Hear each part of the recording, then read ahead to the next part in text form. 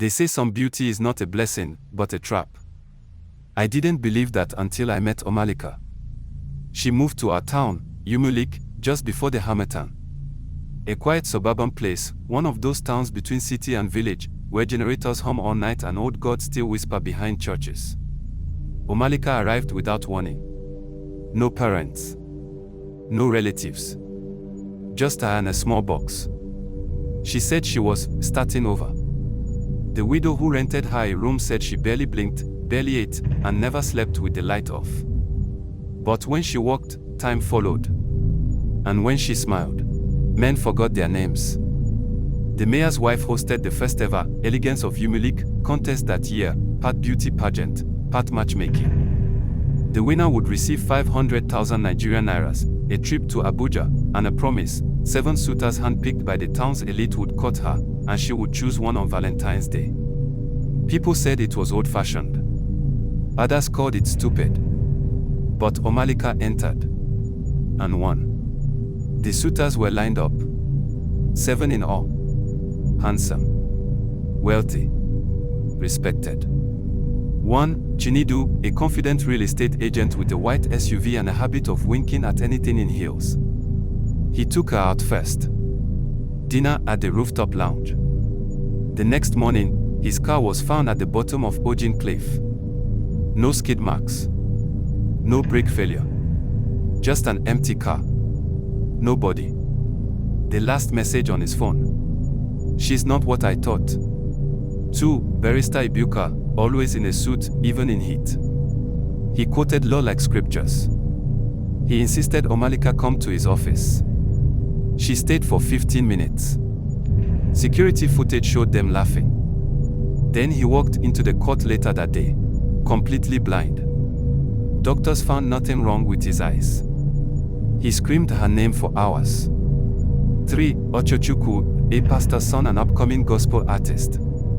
He refused to kiss her on the second date. Said the spirit warned him.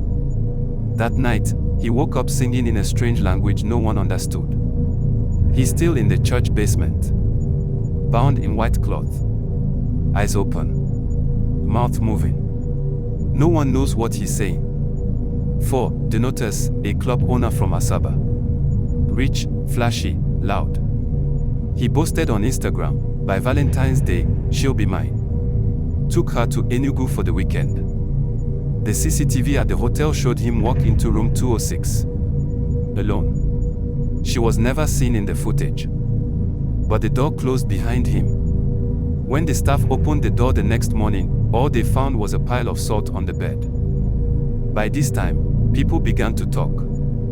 The last 3 suitors tried to withdraw, but the contest contract was binding. One man tried to flee town, he never made it out. Now fear was gripping the town like a fever. But Omalicha, she remained calm, smiling, braiding her long black hair every morning at the roadside salon like nothing had happened. 5. Ikena, a quiet pharmacist. He visited her with flowers. They sat outside, talking for hours. The next day, he was found standing in the town square, motionless. Alive. Eyes open. Unmoving. His blood had stopped flowing. He wasn't dead. Just paused. They carried him away like furniture. 6. Fidelis, a divorce banker. Smart. Skeptical. He called her bluff. He mocked the contest. Told her she was just a small girl with too much powder. The lights in his house exploded that night. And in the morning, his shadow was missing. He walks around town now, alive, but people cross the street when they see him. Because nothing stands behind him in the sun. That left 1, the 7th suitor. 7, Nonso, a young artist. Gentle. Stammered when nervous. He was the only one who didn't try to kiss her. Didn't brag. He simply asked, "Do you ever feel alone?" She looked at him, really looked. Then she said, "I wasn't supposed to stay this long." And that was the night everything unraveled. That night, Nonso's drawings began to change. He drew Omalicha over and over, each time her eyes darker. her hair longer. In one sketch, she had 7 faces. In another, she was walking into the forest, pulling 7 men on invisible leashes. Then, he vanished. No storm. No scream. Just a charcoal sketch on his wall. With a note, she was never looking for love. She was collecting. The town froze. No more contest. The mayor's wife disappeared 2 months later. After Nonso vanished, something in the town broke. The air turned thick.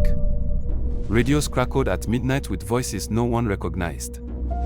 A thin white mist began to appear only on Thursdays, just after dusk. And in that mist, 7 shadows. They walked behind people, reflected in windows. But when you turned, nothing. Mama Ijeoma, blind for 12 years, started crying one evening. She said, "They're marching. The ones she took. They're not resting. They're waiting for her to finish the circle. The circle. 7 suitors. 7 steps." But why? That's when we dug deeper. Old shrine records, before the war, spoke of a spirit bride called Oloyuzoma, she who chooses the path. She would return every generation to collect 7 offerings, men of different kinds. Each one for a piece of the one she lost. A lover, Chinidu. A mind, Barrister Ibuka. A voice, Ochochukwu. A body, Denotus. A healer, Ikena. A witness, Fidelis. A heart, Nonso. But once the 7th is taken, she doesn't just disappear. She unlocks her true form. That night, we saw it. Thunder cracked the sky.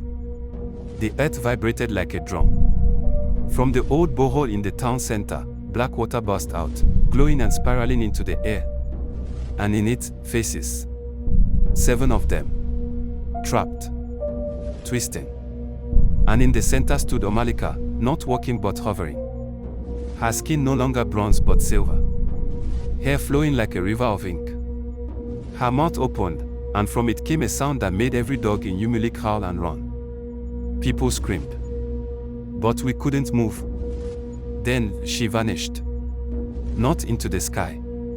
Not into the ground. She vanished into each of us since then. Something's been wrong. Couples no longer marry in Umueleke. Men fall in love and forget who they are. Women walk alone and hear whispers. Mirrors crack. Candles go out. And on Valentine's Day each year, 7 black roses appear on the town hall steps. Each labeled with a name. This year, one of them bore my name. And now, I understand. She wasn't looking for love. She was rebuilding one. From pieces of 7 men. Not for herself. But for something coming. The curse wasn't the contest. The contest was just the beginning.